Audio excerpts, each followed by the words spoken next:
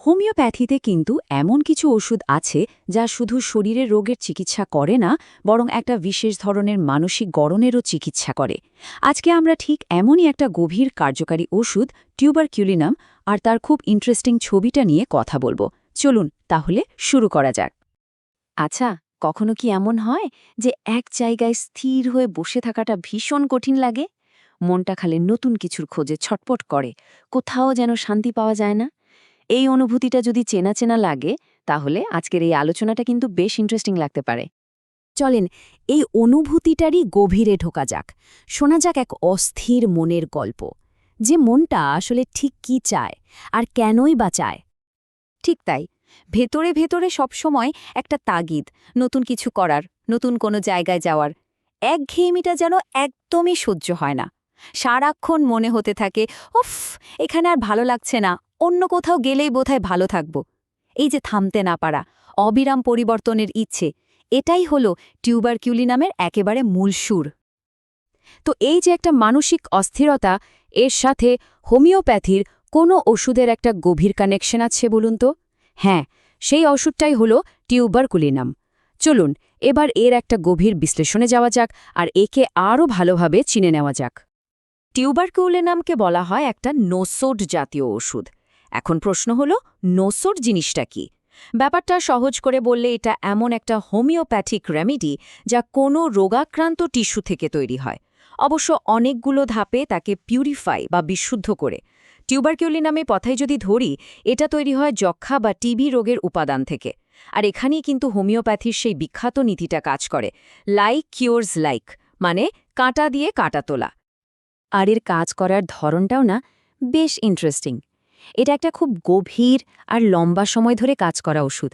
মানে এর প্রভাব একবার শুরু হলে কয়েক সপ্তাহ থেকে কয়েক মাস পর্যন্ত থাকতে পারে। সেজন্যই দেখবেন যাদের বারবার অসুখ ফিরে আসে, বা ধরুন যাদের ইমিউনিটি খুব কম কিংবা অনেক দিনের শ্বাসকষ্টের সমস্যা আছে, তাদের জন্য এটা যে কি ভীষণ জরুরি একটা ওষুধ, তা বলে বোঝানো যাবে না। ওষুধের শারীরিক দিক তো আমরা জানলাম, কিন্তু এর মানসিক ছবিটা বোঝা তার থেকেও বেশি জরুরি।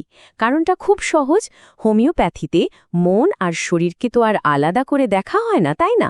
তো চলুন দেখি এর মানসিক লক্ষণগুলো ঠিক কেমন হয়।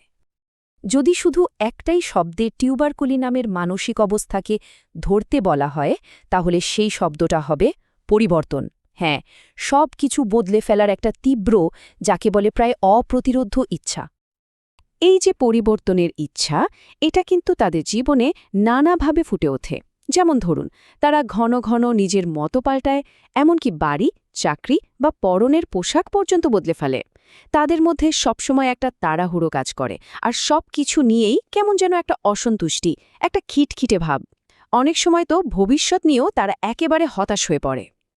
মনের এই যে এত ছটপটানি, এটা কিন্তু শুধু মনের মধ্যেই আটকে থাকে না, এর ছাপটা এসে পড়ে একেবারে শরীরে। চলুন এবার আমরা সেই শারীরিক লক্ষণগুলোর দিকে একটু নজর দিই। শারীরিক লক্ষণগুলোর দিকে যদি আমরা তাকাই, তাহলে দেখব শ্বাসতন্ত্রের সমস্যাটা খুব কমন। বারবার সর্দি কাশি লেগেই থাকে, আর শুকনো কাশিটা বিশেষ করে রাতের বেলা খুব বাড়ে। আবার ত্বকের দিকে দেখলে একজিমা দেখা যায়, যার সাথে অনেক সময় হাঁপানিরও একটা যোগ থাকে। হজমেরও গণ্ডগোল হয়, যেমন ধরুন খিদে কমে যাওয়া বা দুধ একদমই সহ্য না হওয়া। আর সব মিলিয়ে শরীরে খুব তাড়াতাড়ি ক্লান্তি চলে আসে, অল্পই ঠান্ডা লেগে যায়, আর রাতে ঘাম দেওয়ার একটা প্রবণতাও দেখা যায়। থিওরি তো অনেক আলোচনা হলো, তাই না? এবার চলুন দুটো সত্যিকারের গল্প শোনা যাক, যেখানে এই ওষুধটা একেবারে ম্যাজিকের মতো কাজ করেছে। এই গল্পগুলো শুনলেই আমরা পরিষ্কার বুঝতে পারব যে বাস্তবে এর ব্যবহারটা ঠিক কেমন হয়। আমাদের প্রথম গল্পটা একটা ছোট্ট 5 বছরের বাচ্চাকে নিয়ে। সে বেশ কিছু শারীরিক আর মানসিক সমস্যায় ভুগছিল।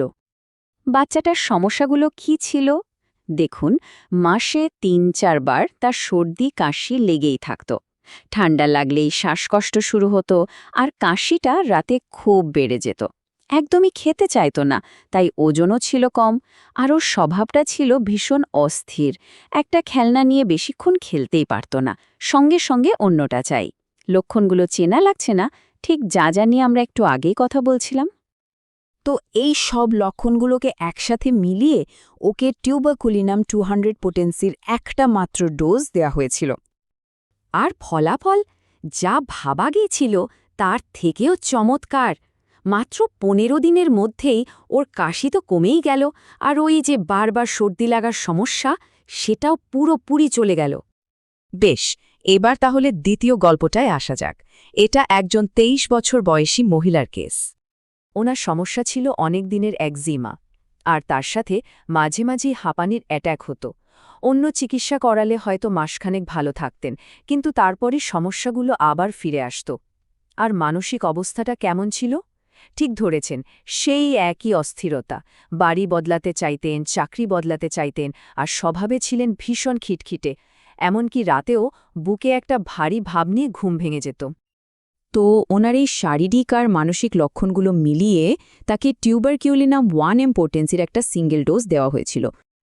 আর এর ফল কি হলো শুনলে অবাক হতে হয়। 1 মাসের মধ্যেই ওনার হাঁপানির অ্যাট্যাক চোখে পড়ার মতো কমে গেল, আর একজিমাও প্রায় পুরোটাই পরিষ্কার হয়ে গেল। এটাই কিন্তু হোমিওপ্যাথির আসল সৌন্দর্য।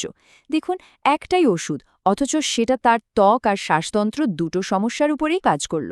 কারণটা হলো ওষুধটা কোনো আলাদা আলাদা রোগের চিকিৎসা করেনি, করেছিল মানুষটার, তার সামগ্রিক অবস্থার চিকিৎসা। তাহলে এতক্ষণের এই পুরো আলোচনা থেকে টিউবারকিউলিনামের যে মূল ছবিটা আমাদের সামনে উঠে এলো, চলুন সেটাকে একবার এক ঝলকে গুছিয়ে নেওয়া যাক। তাহলে টিউবারকুলিনামের মূল ছবিটা কি দাঁড়ালো? 1. বারবার ফিরে আসা অসুখ, বিশেষ করে শ্বাসকষ্টের সমস্যা। 2. পরিবর্তন আর নতুন জায়গায় যাওয়ার জন্য একটা তীব্র ইচ্ছা। 3. শরীর আর মন দুটোতেই একটা অস্থিরতা। 4. দুর্বল শরীর আর কম রোগ প্রতিরোধ ক্ষমতা। আর 5. লক্ষণগুলো এক জায়গায় স্থির থাকে না, সেগুলো অনবরত বদলাতে থাকে। এই পুরো আলোচনাটা শেষ পর্যন্ত কিন্তু আমাদের একটা খুব বড় প্রশ্নের সামনে এনে দাঁড় করিয়ে দেয়। আমাদের শরীর আর মন, এই দুটোর মধ্যে যোগাযোগটা আসলে ঠিক কতটা গভীর? ব্যাপারটা ভাবার মতো, তাই না?